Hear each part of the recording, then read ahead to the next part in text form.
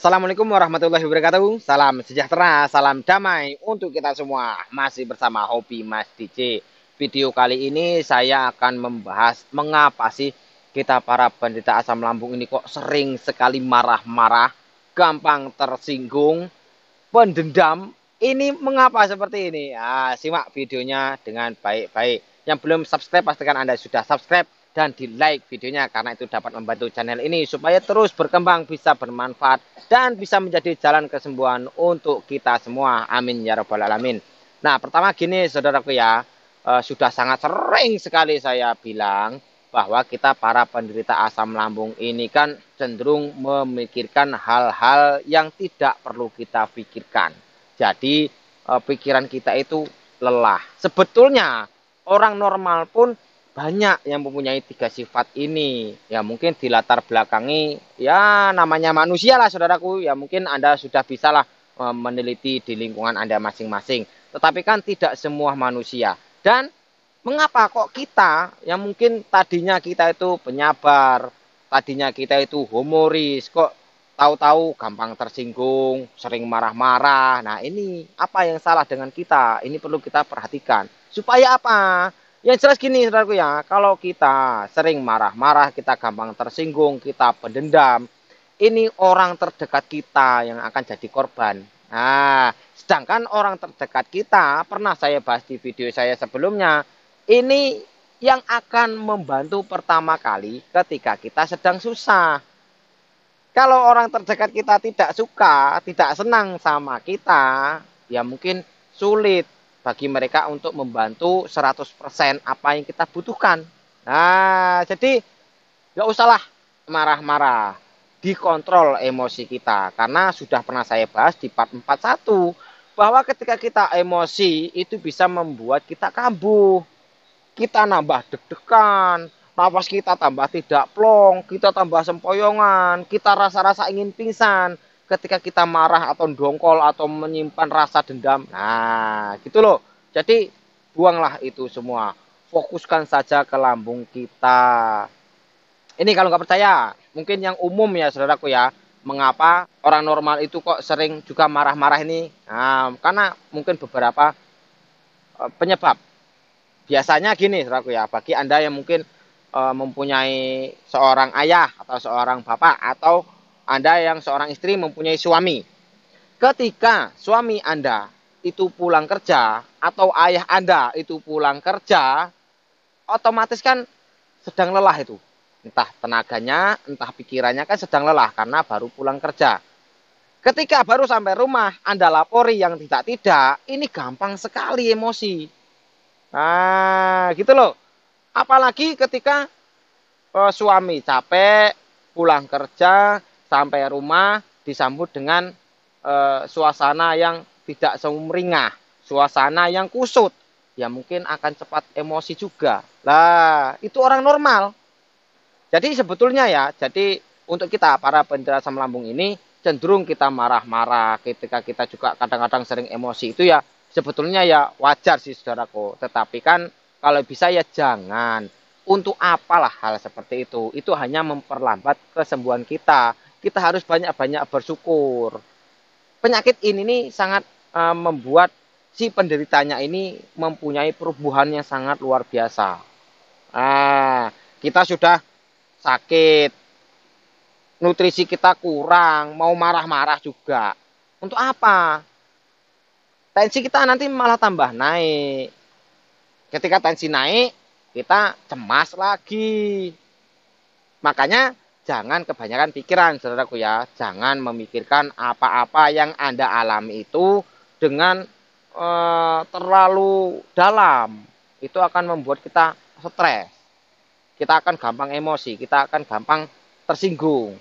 Kita sudah capek, pikiran setiap hari entah sebetulnya apa-apa yang kita pikirkan itu kan hal-hal nggak penting. Itu membuat kita stres, gampang emosi. Nah, yang jelas gini, ketika Anda marah, ini solusinya ya saudaraku ya. Ketika Anda marah atau ketika Anda dendam atau ketika Anda itu dongkol, rasa tersinggung, berat misal ya, itu tariklah nafas dalam. Ingatlah, istighfar. Kalau orang muslim, kita harus selalu istighfar supaya meredam kemarahan kita. Jangan kita ungkapkan, diam. Nah, ketika kita marah sekali, hampir tidak tertahan, misal diam saja. Ambil wudhu, istighfar, atau ngaji. Nah, bagi yang muslim, bagi Anda yang non muslim, silahkan menurut agama Anda masing-masing. Itu akan cepat sekali menurunkan rasa marah kita. Coba kalau nggak percaya, silahkan. Nah, itu yang saya lakukan. Jadi sampai sekarang pun, kalau saya orang-orangnya terus terangnya ya saudaraku ya, saya itu lost, nggak mikirin omongan orang. Orang mau membicarakan tentang saya itu mau ngomongin apa ya terserah. Kalau saya tidak mau tahu itu semua. Untuk apa? Itu tidak memperlancar rezeki saya. Saya juga mendengarkan omongan orang yang tidak-tidak. Saya pikir-pikir, ya untuk apa memenuhi isi kepala? Lebih baik saya memikirkan diri saya sendiri, keluarga saya, anak saya. Gitu loh. Untuk apalah kita memikirkan omongan orang. Jadi supaya kita tidak gampang tersinggung. Nah, makanya ketika kita sering meladeni apa-apa yang dibicarakan orang terhadap kita, ini akan rentan sekali kita berurusan dengan kriminal. Hindarilah itu semua. Kita sudah sakit, nanti terkena kriminal pula. Waduh, tambah repot kita. Nah, gitu ya saudaraku ya. Jadi fokuskan saja ke lambung kita, perbanyaklah olahraga, terutama di sore hari. Simak part 32, part 44, dan part 46. Itu akan menurunkan stres. Kalau kita tidak stres, pikiran kita dingin, kita pun akan menyikapi omongan orang ini dengan dingin.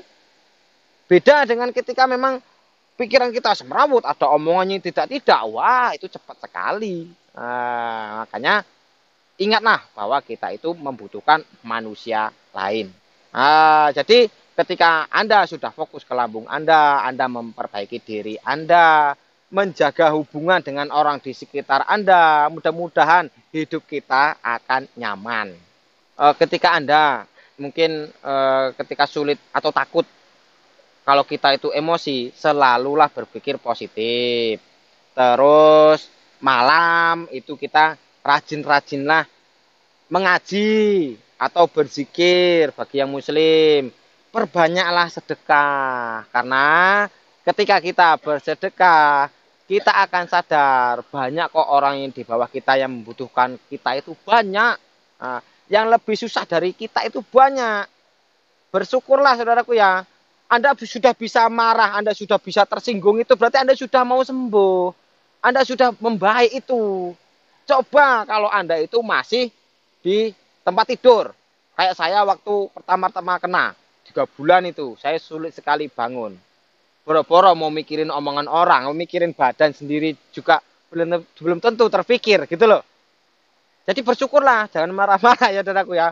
Ketika Anda sudah enak beraktivitas, ya aktivitaslah saja. Sudah enak bekerja, ya bekerjalah saja. Perbanyaklah makan, berpikir yang positif.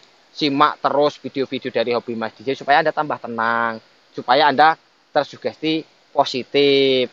Olahraganya rutinkan. Nah, enak kok hidup ini. Tidak perlu kita pusing. Kalau kita itu sudah mengetahui apa sih yang harus kita lakukan. Nah, oke saudaraku, segitu saja. Jika ada salah ucap, salah kata, saya mohon maaf. Karena saya manusia biasa, masih banyak khilaf. Pada yang kuasa, saya mohon ampun. Jika ada benarnya, itu datanya dari yang kuasa untuk Anda. Mudah-mudahan Anda semua diberkahi hidupnya. Selamat dunia akhirat. Segera sembuh total. Amin ya rabbal alamin. Saya kira assalamualaikum warahmatullahi wabarakatuh. Salam damai.